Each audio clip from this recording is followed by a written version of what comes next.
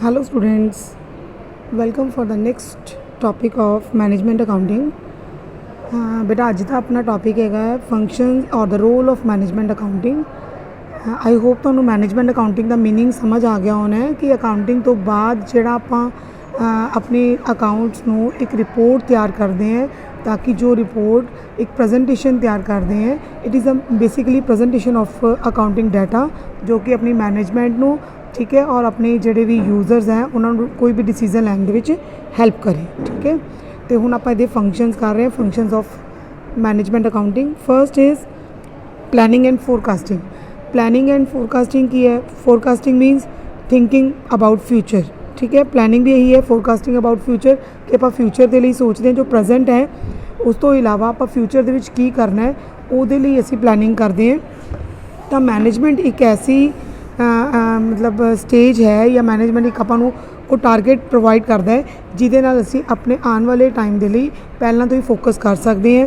ਆਪਾਂ ਨੂੰ ਇੱਕ ਬੇਸ ਤਿਆਰ ਕਰਕੇ ਦਿੰਦਾ ਹੈ। Planning and forecasting are the essential for achieving the business objective. ਅਗਰ ਆਪਾਂ ਆਪਣੇ ਬਿਜ਼ਨਸ ਆਬਜੈਕਟਿਵ ਨੂੰ ਅਚੀਵ ਕਰਨਾ ਹੈ ਤਾਂ ਆਪਾਂ ਨੂੰ ਪਹਿਲਾਂ ਤੋਂ ਹੀ ਪਲਾਨ ਕਰਨਾ ਪੈਂਦਾ ਹੈ ਕਿ ਅਸੀਂ ਕਿਸ ਤਰ੍ਹਾਂ ਆਪਣੇ ਟਾਰਗੇਟਸ ਰੱਖਣੇ ਔਰ ਉਹਨਾਂ ਨੂੰ ਕਿਵੇਂ ਅਚੀਵ ਕਰਨਾ ਹੈ। ਤਾਂ one of the important function of the management accounting is to help the management in planning for the short term or the long term decisions ठीक है। कोई भी आप शॉर्ट टर्म या लॉन्ग टर्म प्लानिंग करनी है, कोई डिसीजन लेना है, कोई बजट बनाने है तो ਉਹਦੇ ਵਿੱਚ मैनेजमेंट बहुत हेल्प करती है क्योंकि मैनेजमेंट अकाउंटिंग ਦੇ ਨਾਲ ਆਪਾਂ ਨੂੰ ਸਾਰੀਆਂ ਟੈਕਨੀक्स ਜਿਹੜੀਆਂ ਉਹ ਮਿਲਦੀਆਂ ਨੇ ਚਾਹੇ ਉਹ बजटिंग ਦੀ है, चाहे वो स्टैंडर्ड कॉस्टिंग है या मार्जिनल कॉस्टिंग है या फंड फ्लो स्टेटमेंट्स है। So management accounting tools are useful in planning and forecasting. Number 2 modification of data. Modify करना मतलब उन्होंने चेंज करना। The management accounting helps in modifying the accounting data. The information is modified in such a way that it become useful for the management. ਹੁਣ देखो accounting ਦੇ ਨਾਲ ਆਪਾਂ simple ਬੇ accounts ਤਿਆਰ ਕਰ ਲੈਂਦੇ ਹਾਂ ਬਟ ਉਹ ਅਕਾਊਂਟਸ ਨੂੰ ਉਦੋਂ ਤੱਕ ਉਹਨੂੰ ਯੂਜ਼ਫੁਲ ਨਹੀਂ ਮੰਨਿਆ ਜਾਂਦਾ ਜਦੋਂ ਤੱਕ ਅਸੀਂ ਉਹਦੀ ਇੱਕ ਰਿਪੋਰਟ ਜਾਂ ਉਹਨੂੰ ਇੱਕ ਯੂਜ਼ਫੁਲ ਮੈਨਰ ਦੇ ਵਿੱਚ ਪ੍ਰੈਜ਼ੈਂਟ ਨਹੀਂ ਕਰਦੇ। ਤਾਂ ਮੈਨੇਜਮੈਂਟ ਅਕਾਊਂਟਿੰਗ ਜਿਹੜੀ ਹੈ ਉਹ ਆਪਣੇ ਅਕਾਊਂਟਿੰਗ ਰਿਕਾਰਡਸ ਨੂੰ ਜਾਂ ਜੋ ਵੀ ਕਲਾਸੀਫਿਕੇਸ਼ਨ ਆਪਾਂ ਕੀਤੀ ਹੈ ਉਹਨੂੰ ਇੱਕ ਪ੍ਰੈਜ਼ੈਂਟੇਬਲ ਵੇ ਦੇ ਵਿੱਚ ਤਿਆਰ ਕਰਦੀ ਹੈ, ਇੱਕ ਰਿਪੋਰਟ ਤਿਆਰ ਕਰਦੀ ਹੈ ਤਾਂ ਕਿ ਉਹਨੂੰ ਅੱਛੇ ਤਰੀਕੇ ਨਾਲ ਸਮਝਿਆ ਜਾ ਸਕੇ ਅਤੇ ਯੂਜ਼ ਕੀਤਾ ਜਾ ਸਕੇ। It can be classified according to product, area, season wise, type of the customer and the time taken getting payment. तो हर एक चीज़ को अलग अलग फैक्टर पॉइंट ऑफ व्यू तो अलग किया जाता है, क्लासीफाई किया जाता है। अगर आप कॉस्ट कंसिडर करना है तो कॉस्ट रिपोर्ट तैयार करते हैं। अगर आप कोई कस्टमर की रिपोर्ट तैयार करनी है तो उसके लिए अलग रिकॉर्ड बनाया जाता है।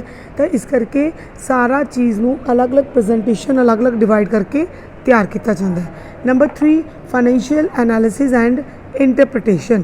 एनालिसिस का मतलब होंगे फाइनेंशियल एनालिसिस का मतलब है कि जो अपने को फंड्स है या जो अपने को जो भी फाइनेंशियल चीज़ा हैगियां ने उन्होंने उसे किमें यूज़ करना है ठीक है।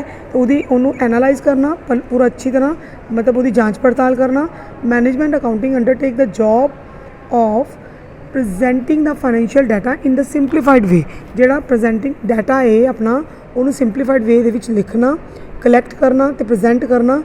Top managerial executives may lack the technical knowledge.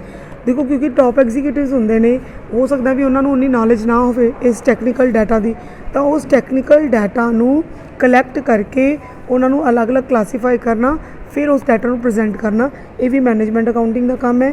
Facilitate managerial control. हुण मैनेजरियल कंट्रोल की है कि management accounting is very useful in controlling performance. All the accounting efforts are directed toward the control of the enterprise. Controlling आप तां ही कर सकते हैं अगर आप एक स्टैंडर्ड फिक्स करते हैं तो जोड़े भी डिपार्टमेंट्स ने हर डिपार्टमेंट एक स्टैंडर्ड्स फिक्स किए जाते हैं और एक्चुअल परफॉर्मेंस नू जो स्टैंडर्ड परफॉर्मेंस के नाल कंपेयर किया जाता है, डेविएशनस नू रिकॉर्ड किया जाता है कि अगर वो डाटा सही नहीं मिलया तो वो की रीजनस ने आप स्टैंडर्ड को अचीव नहीं कर पाए तो की रीजनस ने तो ये सारा मैनेजरियल कंट्रोल के अंदर आता है। फिर उस तो बाद आता है कम्युनिकेशन।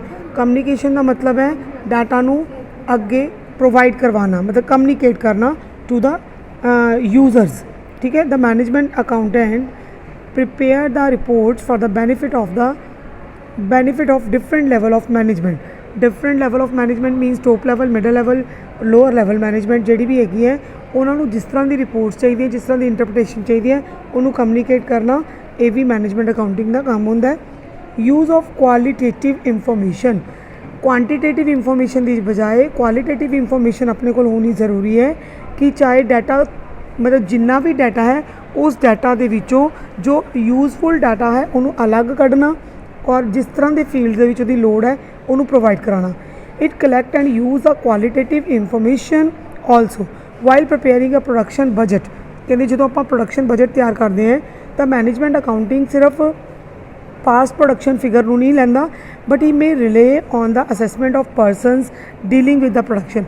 वो अलग अलग लोगों की पूरी असैसमेंट तैयार करता है, प्रोडक्टिविटी रिपोर्ट्स तैयार करता है, कस्टमर सर्वे करता है तो होर बहुत सारे जोड़े डॉकूमेंट्स हैं उन्होंने तैयार करके फिर यूजफुल इंफॉर्मेशन प्रोवाइड करता है। ठीक है। कोआर्डीनेट अपन पता ही एक दूजे नाल मिल के काम करना, कोऑपरेशन के नाल काम करना, उन्होंने कोआर्डीनेटिंग कहते हैं।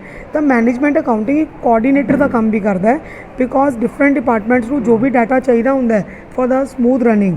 ठीक है। Management accounting act as the coordinator among the different financial accounting departments कि अलग अलग डिपार्टमेंट्स को जो जो डाटा चाहिए है उन्होंने किमें कोआर्डीनेट करना है, किस तरह जो भी टारगेट है प्रेफरेंसिस है डिफरेंट डिपार्टमेंट्स दियाँ उन्होंने time to time from one department to another department provide कराना। ठीक है। और उस तो बाद डिसीजन कोई भी डिसीजन लैने हैं वो मैनेजमेंट अकाउंटिंग हैल्प करती है। Supplying information to various level of management, ये आप पहले ही डिस्कस कर लिया कि लैवल ऑफ मैनेजमेंट के अलग अलग मैनेजमेंट लैवल्स में अलग अलग तरह का डाटा सप्लाई कराना है, ये भी मैनेजमेंट अकाउंटिंग का ही फंक्शन है। ठीक है। तो ये बेटा थोड़ा टॉपिक हो गया फंक्शनस ऑफ मैनेजमेंट अकाउंटिंग। और उस तो बाद दो वीडियोज़ मैं तुहानूं पहले ही सेंड कीतियां ने, वो तुसीं सुन लैनी है। फर्स्ट चैप्टर सारा थोरैटिकल है तो हुण अगला जिहड़ा इंपॉर्टेंट टॉपिक तुहाडा हैगा है वो है difference between financial accounting and management accounting. ये काफ़ी इंपॉर्टेंट क्वेश्चन है, इनू अच्छी तरह कर लेना है। डिफरेंस के विच बेटे क्योंकि देखो डिफरेंस तो पहला तुहानूं मीनिंग अलग अलग क्लीयर होना चाहिए है कि फाइनेंशियल अकाउंटिंग की है तो मैनेजमेंट अकाउंटिंग की है। तो सब तो पहला डिफरेंस है फाइनेंशियल अकाउंटिंग का the object is to record the various transaction as to know the financial position और to find out the profit and loss. Financial accounting का सब तो पहला जिहड़ा मीनिंग है वो यही है कि फाइनेंशियल पोजीशन की है, अपने प्रॉफिट या लॉसेस की ने। बट मैनेजमेंट अकाउंटिंग का मेन जो ऑब्जेक्टिव है वो इंफॉर्मेशन प्रोवाइड कराना for the policies and plans. Number 2 nature, financial accounting की नेचर जी है it's depend on the historical data. जो भी डाटा ट्रांजेक्शन्स ऑलरेडी हैगियां ने उन्होंने रिकॉर्ड करना। और management accounting deals with the projection of data for the future. It uses the historical data only for taking the decision. जिहड़ा historical data उन्होंने सिर्फ decision लिए ही यूज़ करते हैं। और number 3 subject matter concern with assessing the result of business as a whole. पूरे business के जो रिजल्ट्स हैं वो फाइंड आउट करना। ठीक है। उन्होंने आप कहने सब्जेक्ट ये रिजल्ट्स नूं लैना, ये मेन कंसर्न है। It deals separately with the different unit department and the cost.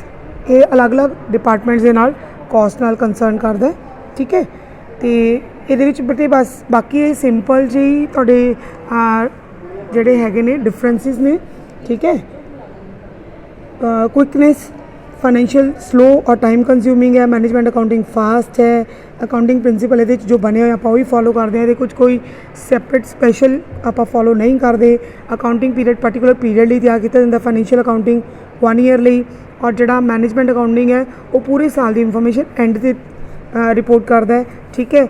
Audit financial accounts can be audited under the company law but management accounting can not be audited. ठीक है। Difference है जोड़ा तुम चंगी तरह करना, इनू कर लो। तो आप नैक्सट वीडियो जी है वो कल करांगे। टेक केयर बेटा।